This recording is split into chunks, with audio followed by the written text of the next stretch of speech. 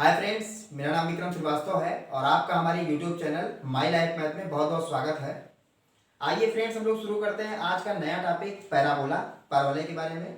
तो अगर आप हमारी वीडियो को फर्स्ट टाइम देख रहे हैं तो आप हमारे चैनल को सब्सक्राइब कर लें और बेल आइकन के बटन को प्रेस कर लें, जिससे कि हमारे द्वारा अपलोड की गई किसी भी वीडियो की नोटिफिकेशन आप तक सर्वप्रथम पहुंचे। हो सकता है पैराबोला का टॉपिक आपने क्लास में पढ़ा हो या किसी अन्य यूट्यूब चैनल पे पैराबोला का टॉपिक पढ़ा हो, फिर भी आपको क्लियर ना हुआ हो, तो मैं आपको यकीन के साथ कह सकता हूं कि आप मेरी वीडियो को लास्ट तक देखें बिना स्किप किए हुए, आपको पैराबोला का कॉन्सेप्ट क्लियर हो जाएगा। पैराबोला टॉपिक को समझने से पहले ये जानना जरूरी है कि कॉनिक सेक्शन क्या होता है, शंकु परिच्छेद जिसको हम लोग सांको कहते हैं, सांको क्या होता है। आइए देखते हैं सांको या शंकु परिच्छेद ये होता क्या है। ये उस बिंदु का बिंदुपथ है। ये हमने समय बचाने के लिए इस परिभाषा को पहले से लिख लिया है कि ये उस बिंदु का बिंदुपथ है जो इस प्रकार गति करता है कि उसकी एक स्थिर बिंदु तथा स्थिर सरल रेखा से दूरियों में स्थिर अनुपात रहता है। इसका मतलब अगर हमने कोई सरल रेखा लिया AB और एक स्थिर बिंदु लिया, सपोज करिए इसको S, तो ये सरल रेखा AB है और ये स्थिर बिंदु S है। तो ऐसे बिंदु का बिंदुपथ जो इस प्रकार से मूव करें कि स्थिर बिंदु और स्थिर सरल रेखा से दूरियों में सदैव क्या रहे, स्थिर अनुपात रहे। सपोज करिए ऐसा पॉइंट एक हमने मान लिया P, यहां से S की दूरी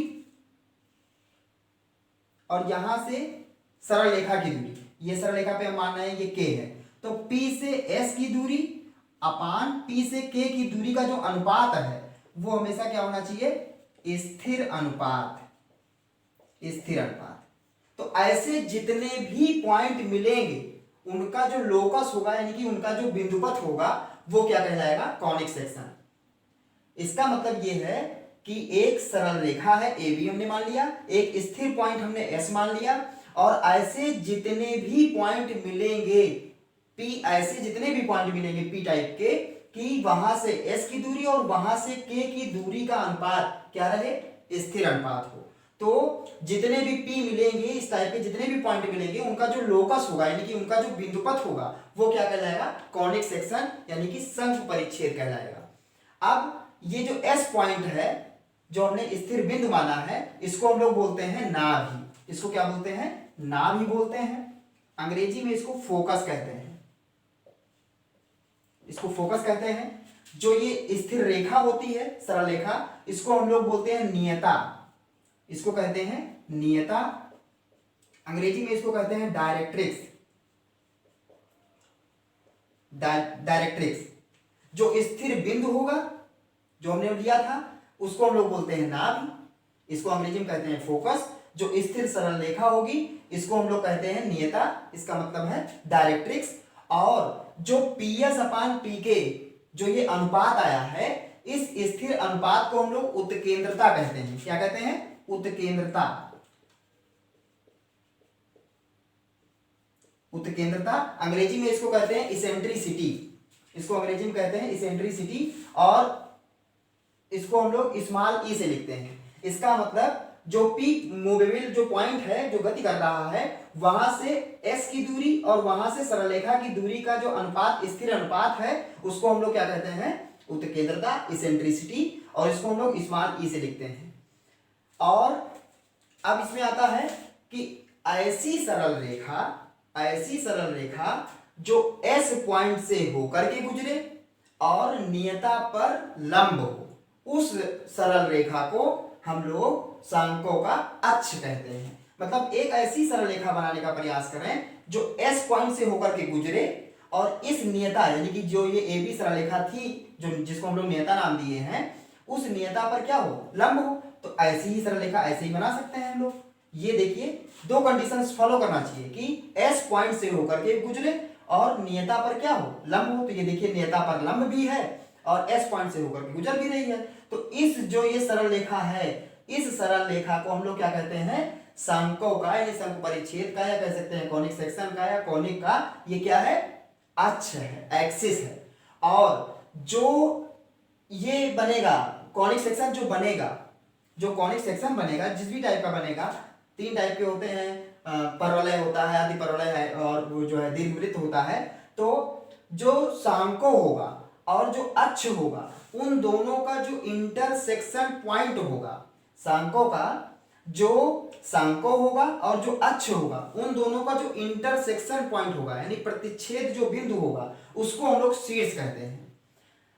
मतलब जो सांको बनेगा यानी कॉनिक सेक्शन जो होगा और जो अक्ष है, इन दोनों का जो भी प्रतिच्छेद बिंदु होगा उसको हम लोग वर्टेक्स यानी कि शीर्ष कहते हैं। अब ये संघ परिच्छेद में परवलय होता है। अब कब परवलय होगा, कब दीर्घवृत्त होगा और कब अति परवलय होगा, और जब वृत्त होता है तो उसकी इसेंट्रिसिटी 0 होती है। तो जब भी ई का मान जो पी एस अपान पी के इक्वल्स टू ई है, क्योंकि स्थिर अनुपात को हम लोग क्या कहते हैं, उत्केंद्रता कहते हैं, उत्केंद्रता को हम लोग स्मॉल ई से लिखते हैं, इसका मतलब पी एस अपान पी के इक्वल्स टू ई कह सकते हैं। तो जो ई होता है, अगर ई का मान 1 है, ई का मान जब 1 होगा तो ये क्या कहलाता है, परवलय कहलाता है। जब ई का मान लेस देन 1 है, 1 से छोटा है, तब ये कहलाता है दीर्घवृत्त, इसका मतलब इलिप्स। और जब ई का मान 1 से बड़ा है तब ये कहलाता है अति परवलय। अति परवलय इसका मतलब हाइपरबोला कहलाता है। तो जो इसेंट्रिसिटी होती है वो अगर ई का मान 1 है तब ये क्या होगा, परवलय होगा। तो चूंकि हम लोग आज इस टॉपिक में पढ़ने वाले हैं परवलय के बारे में, तो यहाँ पे इसेंट्रिसिटी का मान कितना होगा, 1 होगा। अगर ये कह दिया जाए कि उत्केंद्रता 1 है तो इसका मतलब वो कॉनिक सेक्शन क्या होगा, पैराबोला होगा। अगर उत्केंद्रता का मान 1 से कम है तो वो कॉनिक सेक्शन क्या होगा, दीर्घवृत्त होगा। अगर इसेंट्रिसिटी यानी उत्केंद्रता का मान 1 से ज्यादा होगा तो क्या होगा, अति परवलय यानी हाइपरबोला होगा। और अगर ई का मान 0 होता है, चूंकि जो वृत्त होता है सर्किल, तो वो सर्किल भी कॉनिक सेक्शन का ही पार्ट है। और उसमें अगर कोई ये पूछे कि सर्किल की इसेंट्रिसिटी कितनी होती है, तो सर्किल की इसेंट्रिसिटी 0 होती है। तो अब हम लोग स्टार्ट करते हैं पैराबोला के बारे में। तो पैराबोला की जब भी बात होगी तो पी एस अपान पी के इक्वल्स टू ई, और ई का मान पैराबोला में क्या होता है, 1 होता है। तो पी एस अपान पी के इक्वल्स टू 1, इसका मतलब P S equals to P K. आइए देखते हैं परवलय। तो परवलय उस बिंदु का बिंदुपथ होता है जो इस प्रकार गति करता है कि उसकी स्थिर बिंदु और स्थिर सरल रेखा से दूरियां सदैव बराबर होती हैं। इसका मतलब हम स्थिर पॉइंट को क्या नाम दे दिए, एस, और जो इसका नाम होता है जो सरल रेखा होता है इसको हम जेड एम नाम दे दें। तो स्थिर सरल रेखा को हमने क्या बताया था, ये नियता होती है, डायरेक्ट्रिक्स होती है, और एस क्या होता है, नाभि होती है। तो परवलय उस बिंदु का बिंदुपथ होता है जो इस प्रकार गति करता है कि उसकी स्थिर बिंदु से और स्थिर सरल रेखा से दूरियां सदैव बराबर रहती हैं। क्योंकि हमने अभी बताया था कि पी एस अपान जो पी के होगा, यहां से हम कोई एक पॉइंट ये पी से एस और यहां से एक ले लें पी के, तो ये जो है पी एस अपान पी के का जो स्थिर अनुपात होगा इसको ई कहते हैं। और इसेंट्रिसिटी अगर 1 के बराबर होगी तो ये क्या कहलाता है, परवलय कहलाता है। इसका मतलब P S is equal to, ये पी के उधर चला जाएगा तो ये पी के हो जाएगा। इसका मतलब कि जो बिंदु हमने लिया है उससे नाभि की दूरी और नियता की दूरी क्या होती है, बराबर होती है। जो पॉइंट बनेगा, जितने भी पॉइंट बनेंगे ऐसे कि वहां से नाभि की दूरी और वहां से नियता की दूरी क्या होनी चाहिए, बराबर। तो ऐसे हम लोग पॉइंट अगर लेते चले जाएं तो ये परवलय का फिगर बन जाएगा, ये बन जाएगा परवलय का फिगर। जितने भी पॉइंट ऐसे मिलेंगे उनका जो बिंदुपथ होगा, इस बिंदुपथ को यही हमारा क्या कहलाएगा, परवलय कहलाएगा। कि ऐसे जितने भी पॉइंट कि वहां से एस की दूरी और वहां से जो नियता है उसकी दूरी क्या हो, बराबर हो। क्योंकि बराबर इसलिए क्योंकि आता है इसका अनुपात एक स्थिर अनुपात होना चाहिए। और ई का मान हम लोग परवलय में क्या लेते हैं, 1 लेते हैं। जब ई का मान इसेंट्रिसिटी 1 होती है तो परवलय होता है। तो ई का मान जब 1 होगा तो ये पी एस पी के बराबर हो जाएगा। इसका मतलब इस पॉइंट से जो हमने पॉइंट लिया है उससे नाभि की दूरी वो किसके बराबर होगी, उस पॉइंट से नियता की दूरी। तो ये जो है नाभि की दूरी और नियता की दूरी क्या होती है, उस पॉइंट से बराबर होती है। तो हमने क्या बताया, ये तो नियता है, ये क्या है, नाभि है। और एक ऐसी रेखा जो नियता पर क्या हो, लंब हो और नाभि से होकर के जाए, इसको हम लोग एक्सिस कहते हैं, अक्ष कहते हैं। और जो ये कौन, ये है सांको यानी कि ये जो परवलय है ये और अक्ष जहां पर एक दूसरे को क्या करते हैं, इंटरसेक्ट करते हैं यानी प्रतिच्छेद करते हैं, उसको हम लोग क्या नाम दे देते हैं, शीर्ष नाम देते हैं।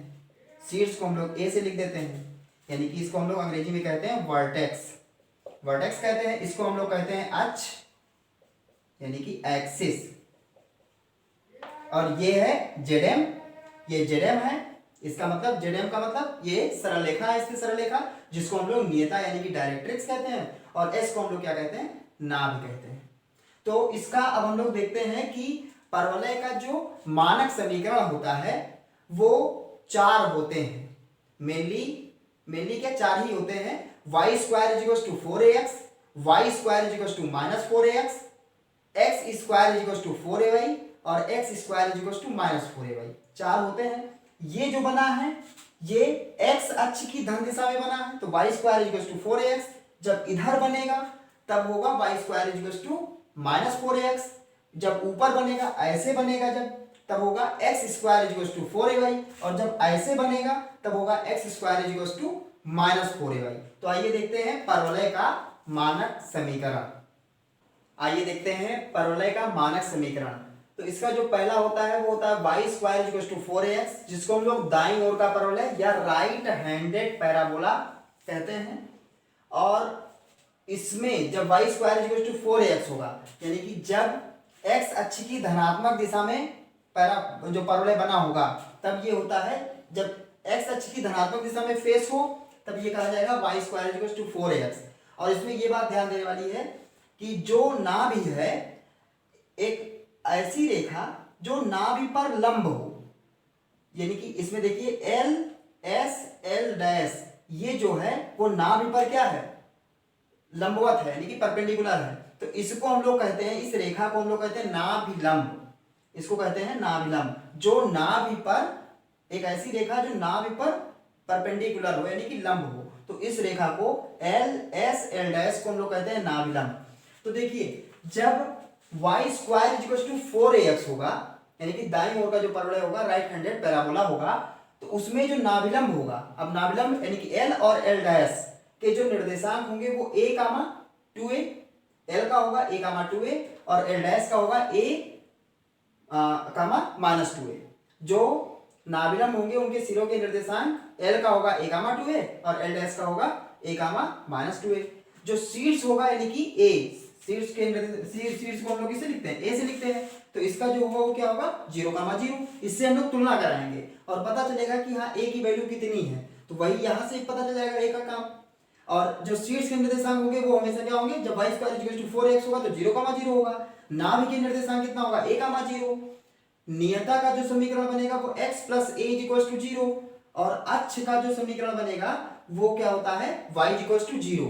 और जब इसका जो सेकंड मानक समीकरण होता है Y square equal to -4x, इसका मतलब ये x अक्ष की ऋणात्मक दिशा में इसका फेस होगा, तब Y square equal to -4x, यानी कि इसको बोलते हैं बाईं ओर का परवलय यानी कि लेफ्ट हैंडेड पैराबोला। तब इसमें नाभिलंब का निर्देशांक होता है l equal to -a, -2a, तो l और l डैश हो गया। शीर्ष के जो निर्देशांक होंगे यानी कि a की वैल्यू कितनी 0, 0। नाभि के निर्देशांक -a, 0। नियता का जो समीकरण होगा वो x - a इक्वल टू 0 और जो अक्ष का समीकरण होगा ये y इक्वल टू 0। इसको आप एक कॉपी पे नोट कर लें। ये सबसे मतलब यही हमको पूरे सारे जितने भी क्वेश्चंस बताएंगे इसी का यूज करना है। अब हम लोग देखते हैं थर्ड, इसका जो मानक होता है थर्ड और फोर्थ। ये देखते हैं पैराबोला का मानक रूप, ये थर्ड टाइप। तो x square equal to 4ay, ये इसको हम लोग बोलते हैं जब y अक्ष की धन दिशा में ओपन हो फेस इसका, तो इसको बोलते हैं ऊपरी मुखी पैराबोला। अंग्रेजी में बोलते हैं अपर पैराबोला भी कहा जाता है और अपर फेस पैराबोला भी कह सकते हैं। तो जो अपर पैराबोला होता है यानी x square equal to 4ay type का, तो इसमें नाभिलंब के सिरों की निर्देशांक क्या होगा, l इज इक्वल टू कितना होगा 2a, a और l dash is equal to -2a, a। शीर्ष के जो निर्देशांक होंगे वो 0, 0 होंगे। नाभि के निर्देशांक 0, a हो गया। नियता का समीकरण y plus a equal to 0 और अक्ष का समीकरण x इक्वल टू 0। तो देखिए अगर आप इसको याद कर लें, और याद करना बड़ा आसान है, एक चीज को याद करना है। देखिए शीर्ष के निर्देशांक सब में 0, 0 होंगे, जब फर्स्ट और सेकंड अभी बताया तो नाभिकीय निर्देशांक a कामा 0 और माइनस a कामा 0 था फर्स्ट और सेकंड में। थर्ड में 0 कामा a हो गया, और देखिए इसमें अगर हम लोग नाभिकीय निर्देशांक में आ जाए तो 0 कामा माइनस a आ गया, तो h का समीकरण हो गया। और फोर्थ में x square is equal to minus 4a यानी अधोमुखी परवलय हिंदी में कहते हैं ये फोर्थ टाइप को, और इसको हम लोग लोअर पैराबोला या लोअर फेस पैराबोला भी कह सकते हैं। नाभिलंब के निर्देशांक क्या होंगे 2a कामा माइनस a और minus 2a comma minus a। जब y अक्ष की ऋणात्मक दिशा में फेस ओपन होगा तब ये वाला बनेगा x square is equal to minus 4a। और शीर्ष के निर्देशांक होंगे 0 कामा 0, नाभिक के निर्देशांक 0 कामा माइनस a, नेता का समीकरण y minus a is equal to 0 और अक्ष का समीकरण x इज इक्वल टू 0। तो बहुत सारी सिमिलरिटीज होती हैं, बस आपको एक का कोई याद करना है अच्छे से, तो ये चारों का अच्छे से याद हो जाएगा। आइए हम लोग एक क्वेश्चन देखते हैं कि जब हमें नाभि दिया हो और नियता दिया हो और हमें पैराबोला का इक्वेशन फाइंड आउट करना हो, परवलय का समीकरण फाइंड आउट करना हो, जब नाभि दिया हो और नियता दिया हो तब हम लोग कैसे फाइंड आउट करेंगे। तो आइए एग्जाम्पल के माध्यम से हम लोग समझने का प्रयास करते हैं। आइए देखते हैं इस एग्जाम्पल को। उस परवलय का समीकरण ज्ञात कीजिए जिसकी नाभि 5 कामा 3 तथा नियता 3x माइनस 4y प्लस 1 बराबर 0 है।